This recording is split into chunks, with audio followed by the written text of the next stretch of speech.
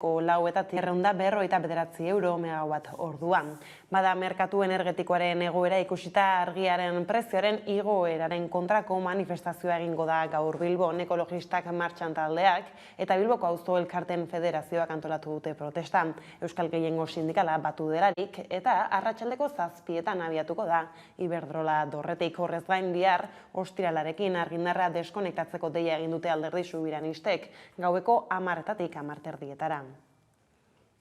Arratsaldeon guztioi era berean argindarraren prezioaren igoera gelditzeko erantzun bateratua ematea eskatu dute Europako Parlamentuko talde nagusiek eta bide horretan ondoko proposamenak egin dituzte gasa Europar Batasuneko herrialde guztien artean erostea, gasa gordetzeko erreserba estrategiko bat sortzea eta argindarraren merkatuan izan daitezken balizko irregulartasunak ikertzea.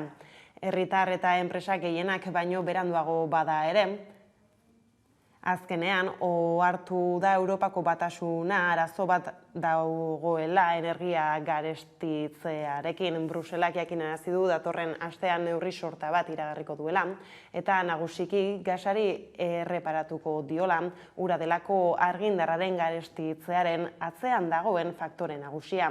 Neurriak motz geratzeko arriskua dutela ohartarazi diote Frantziak, Espainiak, Errumaniak, Greziak eta Txekiar Errepublikak eta argindarraren prezioak kalkulatzeko sistema erreforzatzeko eskatu diote, gasak ez dezan baldintzatu argindarraren beste iturri guztien prezioa.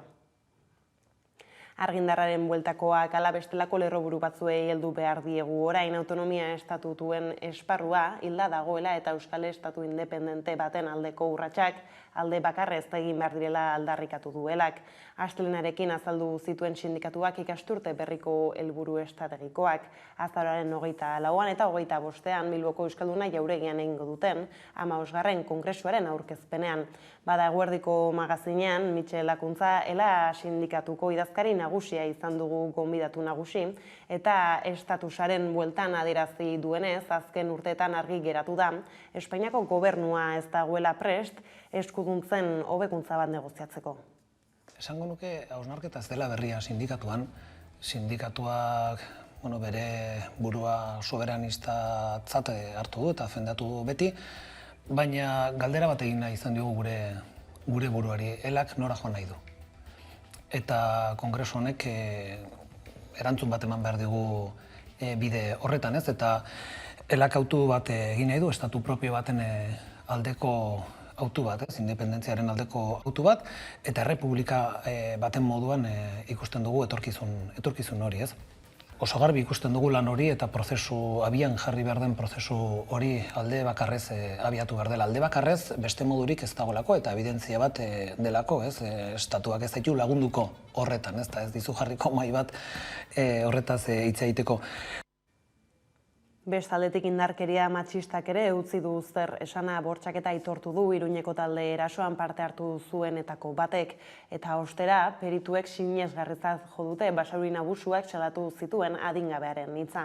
Bertsioa aldatu du 2016ko uztailaren 7an Iruñean emakume bat taldean bortxatu zuten 5 gizonetako batek atxilotu zituztenetik erasotzaileek beti gezurtatu dute biktima bortxatu izana. Kontrara behin eta berriz defendatu izan duten eskaren onespena zutela sexu harremanak edukitzeko. Eta are gehiago emakumezkoari leporatu izan diote, gertatutakoa guztiz asmatu izana. Orain, bortxaketatik 5 urte igarota, bortxaketa izan zela onartu du gizonezkoetako batek. Ostera, atzo hasi zen Bizkaiko probintzia auzitegian Basauriko futbol talde bateko entrenatzailearen kontrako epaiketan eta gaur amaitzea aurre ikusita dago mutiko batei sexu abusuak egitea leporatzen diote, beste zenbat salaketa ere izan ditu akusatuak, baina horiek ez dituzte epaituko, preskribaturik daudelako. Fiskalak 6 urteko espetxe zigorra eskatu du harentzat eta akusazio partikularrak berriz 8 urtekoa. Adingabeak ez du zuzenean deklaratu aldez aurretik grabatutako bideo baten bidez eman du testigantza eta perituek sinesgarritzat jo dute haren lekukotasuna. Eta gaiza aldatuta, Olatz Talabera Artea Sareko kidea izan dagakoak saioan artean bizitza duinago bat izaten laguntzen diete migratzailei eta prestakuntza, hezkuntza eta baliabideak ematen laguntzen diete beren bizitzetan aurrera egin dezaten. Talaberak herri mugimenduen eraginaren garrantzia azpimarratu du, pertsona guztiek eskubide berberak izan ditzaten. Olako egoretan, egia mugitzen denean, besa ematen diegu eta saiatzen gara egi mugimenduarekin ahalik eta aurrerapen gehiago egiten, eskubide horiek iristen ez direnen gana ere iris daitetzen, ez? Azkenean eskubideak denonak dira, naiz eta beraiei ukatzen zaien, baino eskubidean denok ez baditugu defendatzen, azkenean gureak ere bukatzen dute, ez? Eta pandemia guztiarekin ere olako zozer ikusi da. Eta nazioartean Txilen azken asteburuetan, migratzaileen iritsieraren aurka egindako manifestazioek kezka eragin dute etorkinen giza eskubideak defendatzen dituztenen artean. Papergabe gehienak Boliviatik sartzen dira Txilera eta muga igarotan, Koltxane herrira ailegatzen dira. 1500 bat biztanle dauzka, eta COVID-19ak eragindako pandemia hasi zenetik areagotu egin da, ara paperik gabe iristen direnen kopurua. Herriak kolapsatuta dago eta tentsioa handia da. Rodrigo Delgado barne ministroak adierazi du muga indartuko duela, baliabide eta pertsona gehiagorekin Txilen klandestinoki sartu nahi dutenei bidea mozteko. Era berean, aste hon iragarri dute migratzaileentzako kanpalekuak eta aterpeak eraikiko dituztela Koltxanen eta Uharan. Balaseekin diogu albistegiari argindarraren prezioak 300 euroko langa gainituko du lehen aldiz gaur ordurik garestienean. Urria hasi da argindarraren prezioa marka guztiak hautsi zala aferari konponbidea bilatu nahian Europako hainbat parlamentariek herrialde guztien artean gasa erostea proposatu dute bien bitartean baina. Espainiako gobernuak igoera horri aurre egiteko aldi baterako neurriak onartu ditu tartean zergak jaistea. Hala Euskal Gehiengo Sindikalari, Alderdi Sobiranistei eta hainbat eragileri neurriak eskasak iruditzen zaizkie horregatik gaur manifestazioa egingo da Bilbon eta bihar gauean etxeko argindarra deskonektatzeko deia eginda. Argindarraren prezioak 300 euroko langa gaindituko du lehen aldiz. Urria marka guztiak hautziz hasi da 7 egunetan orain arteko salneurririk altuenak erregistratu baitira. Eta aurreikuspenen arabera goranzko joerak jarraituko du. Mundu osoan energiari lotutako lehengaien prezioa maximo historikoetan dago hala nola gasaren, petrolioaren eta ikatzaren prezioa. Aldi berean CO2 eskubidek gora ere egin dute. Hala Ignacio Sánchez Galán, Iberdrolako presidenteak Global Smart Greens Innovation Hub inaugurazioan azaldu du etengabeko igoera ez dela elektrikoen errua ez da CO2arena ere. Horrela, Iberdrolako presidenteak gogor kritikatu du Espainiako estatuan ematen ari den intervencionismoa. Espero que la situación que estamos viviendo en España, con un intervencionismo terrorífico en todo lo que son el sistema eléctrico, sea una situación que se pueda reconducir. Bien bitartean, Europako Parlamentuko hainbat taldeek uste dute herrialde guztien artean adostutako erantzun bateratua eman behar zaiola argindarraren prezioaren etengabeko igoerari. Gauzak horrela, Europar Batasuneko herrialde guztien artean gaza erostea proposatu dute, baita gaza gordetzeko erreserba estrategiko bat sortzea ere. Hala ere, Espainiako gobernuak igoera horri aurre egiteko aldi baterako neurriak onartu ditu. Hori dela eta ez da igoera kontsumitzaileen fakturetan islatuko. Hala eta guztiz ere, Mikel Otero, EH Bilduko legebiltzarkideak gakoak zaioan nabarmendu du Espainiako gobernuak neurri gehiago hartu ahal izango lituzkeela. Beraz, iruditzen zaigu neurriak orokorreak norabidea nahiko ona izan dutela, baina egia da askoz ere gehiago egin behar zuela, askoz ere esku sartze eta hartze gehiago egin behar zuela gobernuak. Hori dela eta elektrika handiei aski dela esan eta hauei planto egiteko garaia dela esateko, aste honetan 11 ekimen zein protesta antolatu dituzte. Bart Labek Iberdrolaren bulego bat okupatu du argindarraren prezioaren igoera salatzeko. Horrez gain igoeraren aurka manifestazioa antolatu da gaur Bilbon. Gainera, Laitzar Gandoña Bilboko auzo elkarteen federazioko kideak jakinarazi du sistema energetiko publikoaren alde berriro ere kalera aterako direla. Goazen aldatzera ereduak eta publikoa izan da, nik uste dut hori ez dela izango helburua, baizik eta guztiontzat edukitzea energia duina, ez? Bihar berriz etxeko argindarra deskonektatzeko deia egin dute Alderdi Subiranistek, gaueko 10:00-tik 10:30. Euskal Herrian EH Bilduk deitu du protestara eta ordu eta erdi horretan etxeko leiho eta balkoitara irteteko deia egin du. Aparte Eusko Jaurlaritzak gaur aurkeztu du ekarpen lege berria 10 urteko blokeoaren ondotik. Gaur Eusko Legebiltzarrak lege berria onartuta, hurrengo ostegunean elkartuko da Finantzen Euskal Kontseilua.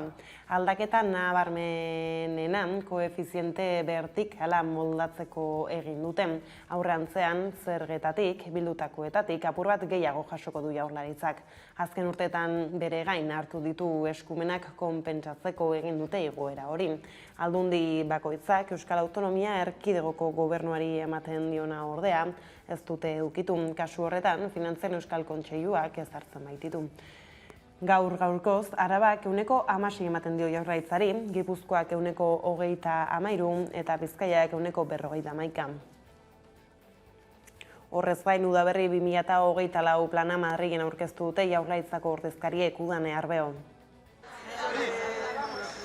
Eusko Jaurlaritzak EAEko bizikidetzaren giza eskubideen eta aniztasunaren Udaberri 2024 plana aurkeztu du Madrilen. Hain justu Gobernu Kontseiluak iraganilean onartu zuen plana eta atzo Madrilera eraman zuten. Bertan izan ziren Berdintasun, Justizia eta Gizarte Politiketako Beatriz Artolazabal sailburua eta Jose Antonio Rodríguez sailburuordea. Artolazabalek adierazi zuenez jarduera terrorista amaituta eta deseginda erreferente izan nahi dute bizikidetzan giza eskubideetan eta aniztasunean. 5 hamarkadatan eta izan da askatasunen eta giza eskubideen urraketa nagusi eta larriena. Garai berri baten bidean ezinbestean etari eta haren unibertsio politikoari begira zorrok jokatu behar dela argudiatu zuen. Bere ibilbidea amaitu eta gero, etak erantzunkizunak hartu eta eragindako kaltea onartu ezik autokritika egin beharko luke. 15 egun falta dira eta amaitu zela 10 urte betetzeko eta sailburuak biktimak oroitzeko eta omentzeko hitzak izan ditu. Nire oroitzapen eta omenaldi hunkigarria 854 biktimei. Eta erakundeek haiekin beti ez dutela asmatu ere onartu zuen. Oroimena, egia eta justizia izateko haien eskubidea guretzat egin beharra bilakatzen da. Bete behar hori ez dugu beti behar bezala bete. Irailean behin betiko Udaberri planaren berri eman zutenean jakin zen azken bertsioan presoen ongi etorri buruzko aipamen bat sartu zutela eta argitu nahi izan zuten gogoeta kritikoa etaren terrorismoa eta indarkeria erabili edo justifikatu dutenei esegitu behar zaiala bereziki.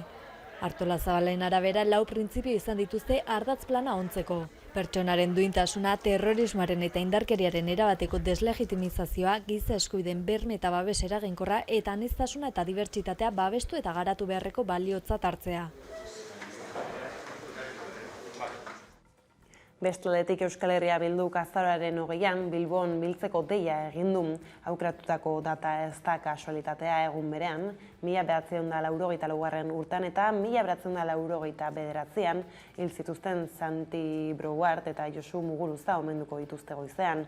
Eta horren esanahiarekin eta Bilbora eramango dituzten aldarrikapenekin, eraldaketa fase berri bat abiatu nahi du Alderdi Subiranistak. EH Bilduk mobilizazio nazionala deitu du Bilbon azaroaren 20irako, eta herri hau beste era batera eraiki nahi duten herritar guztien berrelkartze herrikoia izatea espero du. Euskal herritarren gehiengoaren nahiak egikaritzeko konpromisoa hartzen dugu, eta azaroaren 20an Bilboko kaleetan fase berri bat irekitzera goaz. Mobilizazioarekin atzean utzi nahi dute izurrian bizi izandako hilabeten iluna ere, eta zauri emozionalak osatzen hasteko eguna izatea nahi dute, berriro elkartzeko eguna. EH Bilduk nazio libre, justu, feminista, ekologista, antifasista, euskaldun eta baketxo aldarrikatzen du. Transizio bat beharrezkoa dela, bai bakegintzan, bai gatazkaren konponbidean, bai feminismoan eta orokorrean hainbat eskubide berreskuratzeko beharra dugula adierazi nahi dugu. Gainera adierazi du azaroaren 20an hil zela Francisco Franco diktadorea, baina ez frankismoa. Espainiako estatuko aparato judizialetan, ekonomikoetan eta boteregunetan gure ustez egunero ikusten dugun bezala. Era berean egun horretan 1984an Herri Batasunako buruzagi Santi Brouard hil zuen Galek eta 1989an berriz Espainiako Kongresuan HBek zituen ordezkarien kontra egindako eraso batean Josu Muguruza hil zuten. Eta beraz azaroaren 20ko goizean omenaldi bat egingo diete biei eta diktaduran zuztartutako portaerak eta egiturak oraindik irmorratuta daudela salatuko dute. Goizean Santi eta Josu bergogoratuko ditugu. Bihotzean eramaten ditugulako. Eta txaldean, beraien ametsen aldeko apustu mobilizatzailea egingo dugu. Beraiek defendatzen zuten proiektu politikoarekin bat egingo dugu. Mobilizazioarekin bat egin dute besteak beste Joseba Sarrionandia, Edurne Brouard, Elena Bartolomé, Xabi Garate, Mirena Muritza, Ibai Zabala, Oian Azkorbebeitia, Izortze Santin, Jose Mari Esparza, Josu Zabala eta Juan Puertok. Bien, bitartean negoziazioekin lotuta epaituko dute Egoitzurrutiko etxea 2003an eta 2005an etako kide izatea leporatzen diote Aiara de Urreta. Etako kide izatea egotzita Egoitzurrutiko etxea epaituko dute gaur eta bihar Parisen. Bi prozedura ezberdin bateratu dituzte 2003koa eta 2005koa. 2003ko prozedura 2007an epaitu zuten eta 4 urteko kartzela zigorra eman zioten Urrutiko etxeari. Eta 2005koa 2010an epaitu zuten eta bertan beste 4 urteko espetxe zigorra ezarri zioten. 2003an eta 2005an etako kideen kontra izandako 2 atxiloketetan oinarritzen dira bi prozedurak. Lehenengoan Egoitzurrutiko etxearen antz markak aurkitu zituzten Gara egunkari batean eta bigarrenean Pirinez magazin astekari batean antz aztarnak ere aurkitu zituzten. Hala ere, prozedura akatzak zirela eta haren kontrako auzibideak instrukziora bidaltzea erabaki zuen epaileak. Gaur eta bihar aztertuko dituzte auzitegian. Horrela, fiskaltzak egiaztatu beharko du etako kidea zela auzian epaitzen den aldean. Eta azpiegituretan jarri behar dugu begirada orain izan ere Iñigo Urkullu lehendakariak, Raquel Sánchez, Garraio, mugikortasun eta hiri agenda ministroen aurrean Euskal Y-koa amaitzeko beharra azpimarratu du eta Eusko Jaurlaritzak eta Euskal erakundeek hiriburuetarako sarbidean aurrera egiteko egindako eskaintza berretsi du. Hiri eraldaketan, ingurumenaren integrazioan eta kohesio sozialean benetan lagunduko duten jarduerei helduz. Destaco en este mismo sentido el objetivo de culminar la Y vasca. Bada abiadura handiko trenaz gabiltzala abiadura berria hartu du Bordele eta Tolosa arteko trenaren proiektuak. Tarte horretako trenaren dosierrak beste urrats bat egin du eta Frantziar Estatu Kontseiluak Bordele Tolosa arteko abiadura handiko trenaren kontrako elkarteek ezarritako errekurtsoak errefusatu ditu. Eztabaidak proiektuaren diruztatzearen inguruan kokatzen dira orain eta Euskal Herriarekiko balizko loturan ere. Nafarroan aldiz egungo trena sarea egokitzeko eskatu dio gobernuari trenaren aldeko plataformak. Proposamena abiadura handiko trena baino merkeagoa, jasangarriagoa eta sozialagoa litzatekeela defendatu du plataformak. Hala Europako funtsak horretara bideratzea galdegin diote Nafarroako gobernuari. Abiadura handiko trenaren azpiegituraren 6% egin da momentuz, eta beraz guztiz itzulgarria dela deritzo plataformako horretarako lanak gelditu, eta egungo bideak bikoiztea eskatu diote gobernuari. Eta Nafarroatik mugitu gabe Ezkabako iheslari baten gorpuzkiak identifikatu dituzte DNA bankuari esker. Ezkabako gotorlekutik 1938an ihes egin zuen beste preso baten gorpuzkiak identifikatzea lortu dute. Francisco Lezea zuen izena eta Mendabiakoa zen. Trenbideetako langilea zen eta Logroñon egiten zuen lan. Mendabiako falangista talde bat haren bila joan zen eta Ezkabako kartzelan sartu zuten 1937 urtean. Indar politikoak hil zuen heriotza agirian idatzi zutenez.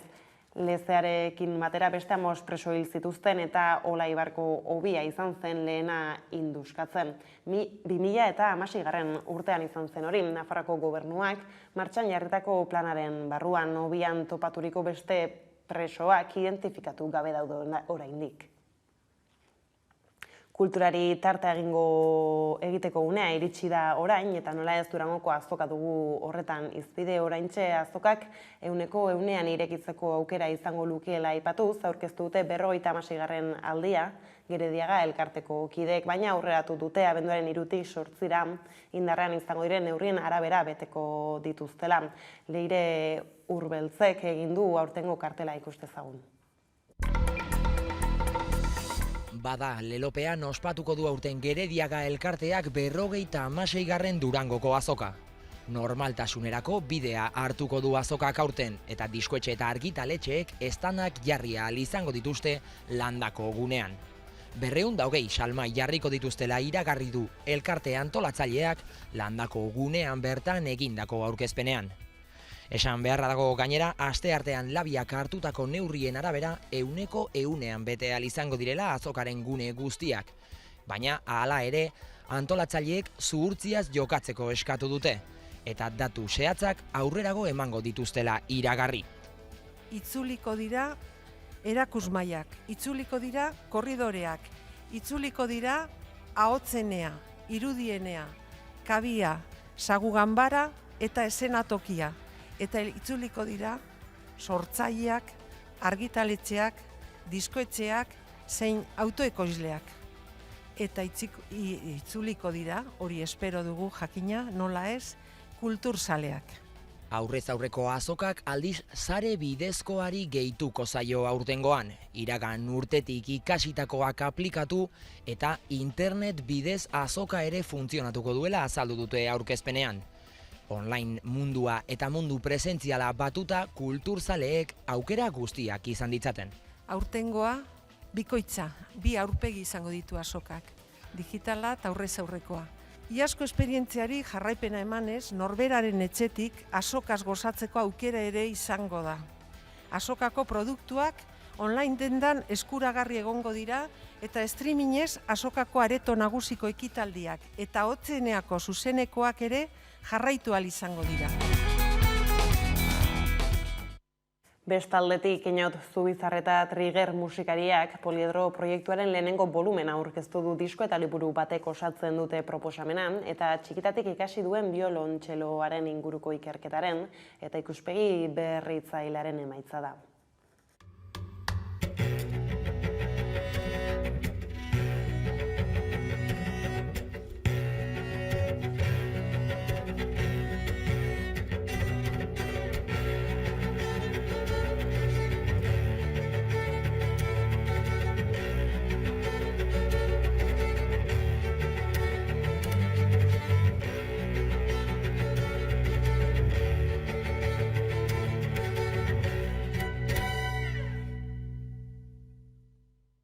Nazioartean berriz espazioan grabatutako lehen filma ekoizten ari dira Errusian. Zinemaren historian mugarria jarriko du Errusiako Roskosmos espazio agentziak. Iker Aginagak kontatuko digu. Espazioan grabatutako lehen filma ekoizten ari da Errusia. Aste honetan abiatu da Soyuz MS-19 espazioontzia nazioarteko espazio estaziorantz. Eta bertan bidaiatu dute Julia Peresil antzesleak eta Klim Shipenko zinegileak Anton Skaplerov astronautarekin batera.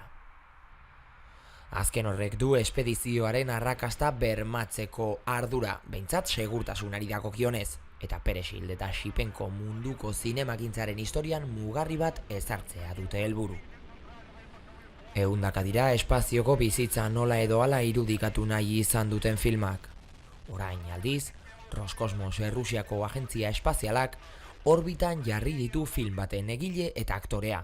Horrek dakarren gastuarekin, espazioan bertan grabatutako lehen pelikula ekoizteko. Batak zein besteak, entrenamendu intentsibo baten bitartez ikasi dute espazioan egoteko beharrezko guztia. Hala nola, aireratzearen indarrei aurre egitea, edota grabitaterik gabe egon eta mugitzea. Filmari dagokionez esperimentu bat izango dela onartu du zuzendariak berak aireratzearen aurreko prentsaurrekoan.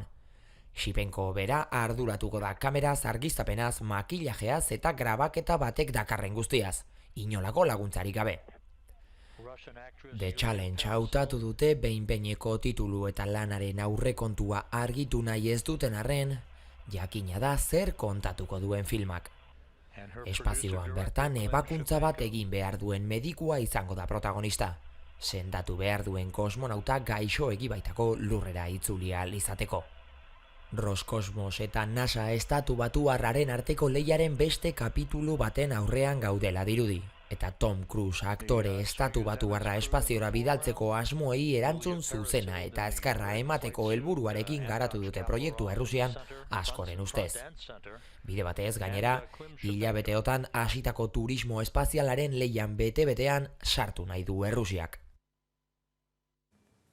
Gauzak horrela direla, iritsi gara albistegiaren bukaerara, kulturgaiekin jarraituz, txoria bestia presentzia handiko doinua da gurean. Behin eta berriz, gogora datorkigun kanta dugu, pertsona askoren bizitzaren parte dena, egoeran hitzeko soinu banda, alegia, bizipen guzti horiei koreografia bat jartzea du helburu txoriren, inguruan egindako bideo piezak jarraian ikusiko dugunak hain zuzen ere, Iker Murillo eta Vitali Safronkine dira dantzariak. Eta gustatuko zaizuelakoan besterik ez gure aldetik, hauek izan dira eguerdiak gurean gaur utzi dituenak. Guztiak eta gehiago nahi duzuen aldiro 11.eusatarian ondo izan eta bihar arte.